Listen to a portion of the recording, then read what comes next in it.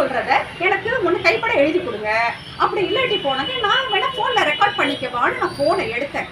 அங்கேருந்து டேபிளை தாண்டி ஓடி வந்து நான் நெஞ்சுக்கிட்ட வச்சிருக்க ஃபோனை என்னை அப்படியே எங்கெல்லாம் தொடக்கூடாத கையை வச்சு பிடிச்சி இழுத்து கீழே என்னை தள்ளி திரும்பவும் எடுத்திருந்த ஃபோனை உடச்சி, அதுக்கு பிறகு எடுத்திருந்த ஃபோனை உடச்சி அங்கே கனகராஜ், அதுக்கப்புறம் வந்துட்டு வியோ மெய்து 2-3 ஸ்டாப் எல்லாரும் சேர்ந்து அந்த இடத்துல அவ்வளோ ரகலை பண்ணி கொடுமைப்படுத்தினாங்க.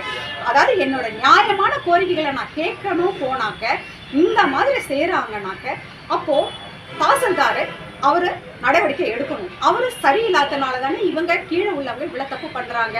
அதே சமயத்துல அமைச்சர் அவர்கள் எஸ்.எல். சிவனேசன் அவர்கள் இந்த மாவட்டத்தை இன்னும் மேலும் நல்லா கொண்டு வரணும், எல்லாரும் நல்லா இருக்கணும்னு நினைச்சு அவர் பாடுபட்டு இருக்கிறாரு. அப்படி இருக்கும் போது இந்த மாதிரி ஊழல் பண்ணிக்கிட்டு இவ்வளோ தகாத வார்த்தையை பேசி வரவங்க போறவங்கள்ட்ட பட்டா மேல பட்டாவை மாத்தி பேரை மேல பேரை சேர்த்து இந்த மாதிரி கொடுமைப்படுத்திட்டு இருக்கிறாங்க. ஒரு டைம் நான் வந்து போறதுக்கு 2000-3000 ஆகுது. 10 தடவை என்ன வர சொன்னாங்கன்னா நான் எப்படி கோபப்படாம இருக்க முடியும்?